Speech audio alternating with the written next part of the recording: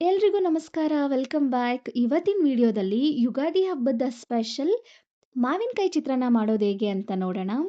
ಅಂದರೆ ಈ ಸೀಸನಲ್ಲಿ ಬಿಡೋ ಫಸ್ಟ್ ಮ್ಯಾಂಗೋ ಮಾವಿನಕಾಯಿಗಳು ಆರೋಗ್ಯಕ್ಕೆ ಒಳ್ಳೆಯದು ಅಂತ ಹೇಳ್ತಾರೆ. ಸೊ ಈ ಮಾವಿನಕಾಯಿನ ಬಳಸಿ ಚಿತ್ರಾನ್ನ ಮಾಡೋದು ಹೇಗೆ ಅಂತ ನೋಡೋಣ.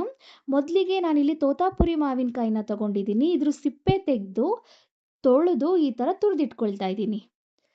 ಅದಾಗಿದ ನಂತರ ಒಂದು ಮಿಕ್ಸಿ ಜಾರ್ ತಗೊಂಡು ಒಂದು 5 ಎಸ್ಲು ಬೆಳ್ಳುಳ್ಳಿ, ಒಂದು 5 ಹಸಿಮೆಣಸಿನಕಾಯಿ, ಒಂದು ಸ್ವಲ್ಪ ತೆಂಗಿನ ತುರಿ, ಹಾಗೆ ಅರ್ಧ ಟೀ ಸ್ಪೂನ್ ಜೀರಿಗೆ, 5ರಿಂದ 6 ಕಡ್ಡಿ ಕೊತ್ತಂಬರಿ ಸೊಪ್ಪನ್ನ ತೊಳೆದ್ಬಿಟ್ಟು ಹಾಕ್ಕೊಳ್ಬೇಕು. ಇವಾಗ ಇದಿಷ್ಟನ್ನ ರುಬ್ಕೊಂಡು ಬರಬೇಕು. ತರಿಯಾಗಿ ರುಬ್ಕೊಳ್ಬೇಕು ಈ ಥರ. ಇದನ್ನು ಒಂದು ಬೌಲ್ಗೆ ಹಾಕ್ಕೊಂಡು ಎತ್ತಿಟ್ಕೊಂಡಿದ್ದೀನಿ. ಅದಾಗಿದ ನಂತರ ಒಂದು ಬಾಣಲಿ ಇಟ್ಟು ಸ್ವಲ್ಪ ಎಣ್ಣೆನ ಹಾಕ್ಕೊಂಡು ಕಡಲೆ ಬೀಜನ ಹಾಕ್ಕೊಂಡು ಫ್ರೈ ಮಾಡ್ಕೊಳ್ತಾ ಇದ್ದೀನಿ. ಕಡಲೆ ಬೀಜ ಕ್ರಿಸ್ಪಿ ಆಗೋವರೆಗೂ ಅಥವಾ ಈ ಥರ ಕೆಂಪಗಾಗೋವರೆಗೂ ಹುರಿದು ಎತ್ತಿಟ್ಕೊಳ್ಬೇಕು. ಅದಾದ ನಂತರ ಇನ್ನೊಂದು ಬಾಣಲಿಗೆ ಒಂದು 2 ಸ್ಪೂನ್ ಎಣ್ಣೆನ ಹಾಕ್ಕೊಂಡು 1 ಟೇಬಲ್ ಸ್ಪೂನ್ ಕಡಲೆಬೇಳೆ, 1 ಟೇಬಲ್ ಸ್ಪೂನ್ ಉದ್ದಿನಬೇಳೆ, ಹಾಗೆ ಅರ್ಧ ಟೀ ಸ್ಪೂನ್ ಸಾಸಿವೆ, ಅರ್ಧ ಟೀ ಸ್ಪೂನ್ ಜೀರಿಗೆನ ಹಾಕ್ಕೊಂಡು ಫ್ರೈ ಮಾಡ್ಕೊಳ್ತಿದ್ದೀನಿ. ಈ ಕಾಳುಗಳೆಲ್ಲ ಕೆಂಪಗಾಗಬೇಕು, ಅಲ್ಲಿವರೆಗೂ ನೀಟಾಗಿ ಫ್ರೈ ಮಾಡ್ಕೊಳ್ಬೇಕು ಈ ಥರ. ಅದಾಗಿದ ನಂತರ ಒಂದಷ್ಟು ಕರಿಬೇವು ಎಲೆಗಳನ್ನ ಹಾಕ್ಕೊಳ್ಬೇಕು. ಹಾಗೆ ರುಬ್ಬಿಟ್ಕೊಂಡಿರೋ ಅಂತಹ ಪೇಸ್ಟ್ನ ಹಾಕ್ಕೊಂಡು ಹಸಿ ಸ್ಮೆಲ್ ಹೋಗೋವರೆಗೂ ಚೆನ್ನಾಗಿ ಫ್ರೈ ಮಾಡ್ಕೊಳ್ಬೇಕು. ಇದ್ರ ಜೊತೆಗೆ ತುರಿದಿಟ್ಟಿರೋ ಅಂತಹ ತೋತಾಪುರಿ ಮಾವಿನಕಾಯಿನ ಹಾಕ್ಕೊಳ್ಬೇಕು. ಇದನ್ನು ನೀಟಾಗಿ ಮಿಕ್ಸ್ ಮಾಡ್ಕೊಳ್ಬೇಕು. ಹಸಿ ಸ್ಮೆಲ್ ಹೋಗೋವರೆಗೂ ಚೆನ್ನಾಗಿ ಫ್ರೈ ಮಾಡ್ಕೊಳ್ಬೇಕು. ಮಾವಿನಕಾಯಿ ಚಿತ್ರಾನ್ನ ತುಂಬ ಚೆನ್ನಾಗಿರುತ್ತೆ.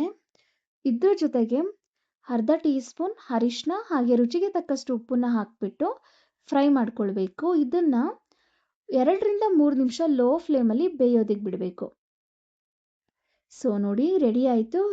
ರುಚಿಯಾಗಿ ಮಾವಿನಕಾಯಿ ಚಿತ್ರಾನ್ನದ ಗೊಜ್ಜು ರೆಡಿ ಆಯಿತು. ಇವಾಗ ಎಷ್ಟು ಬೇಕೋ ಅಷ್ಟಕ್ಕೆ ಮಾತ್ರ ಗೊಜ್ಜನ್ನ ಇಟ್ಕೊಂಡು ಮಿಕ್ಕಿದನ್ನು ಬೌಲ್ಗೆ ಎತ್ತಿಟ್ಕೊಳ್ಬೇಕು. ಚಿತ್ರಾನ್ನದ ಗೊಜ್ಜು ಎಷ್ಟು ಚೆನ್ನಾಗಾಗಿದೆ ಅಂತಂದರೆ, ಯೂಶ್ವಲಿ ನಾವು ಟೊಮ್ಯಾಟೊ ಚಿತ್ರಾನ್ನ, ಲೆಮನ್ ಚಿತ್ರಾನ್ನ ಅದು ಚೆನ್ನಾಗಿರುತ್ತೆ.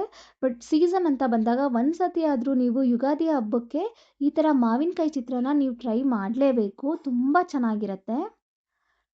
ಸೊ ನೋಡಿ, ನಾನು ಬಿಸಿ ಅನ್ನನ ಹಾಕ್ಕೊಂಡು ಮಿಕ್ಸ್ ಮಾಡ್ಕೊಳ್ತಿದ್ದೀನಿ. ಬಿಸಿ ಅನ್ನ ಅಂದಿದ ತಕ್ಷಣ ತುಂಬ ಬಿಸಿ ಬಿಸಿ ಇರೋ ಅನ್ನನ ಹಾಕ್ಕೊಂಡು ಮಿಕ್ಸ್ ಮಾಡ್ಕೋಬೇಡಿ, ಮುದ್ದೆ ಆಗಿಬಿಡುತ್ತೆ.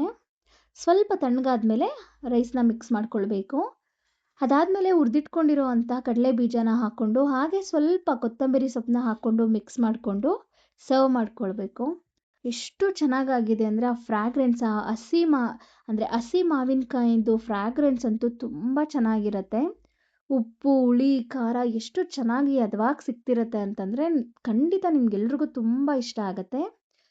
ಸೊ ಎಲ್ಲರಿಗೂ ಯುಗಾದಿ ಹಬ್ಬದ ಶುಭಾಶಯಗಳು. ಇದೇ ರೀತಿ ನನ್ನ ವಿಡಿಯೋಸ್ನ ನೋಡ್ತಾ ಇರಿ. ನಿಮ್ಮೆಲ್ಲರಿಗೂ ಈ ರೆಸಿಪಿ ಇಷ್ಟ ಆಯಿತು ಅಂತ ಅಂದ್ಕೊಳ್ತೀನಿ. ನೀವು ಇದೇ ರೀತಿ ರುಚಿಯಾಗಿ ಮಾಡ್ಕೊಳ್ಳಿ, ತಿನ್ಕೊಳ್ಳಿ. ಹಾಗೆ ಯಶೋದರ್ಶನ ಯೂಟ್ಯೂಬ್ ಚಾನಲ್ನ ಸಬ್ಸ್ಕ್ರೈಬ್ ಮಾಡ್ಕೊಳ್ಳಿ. Thank you so much.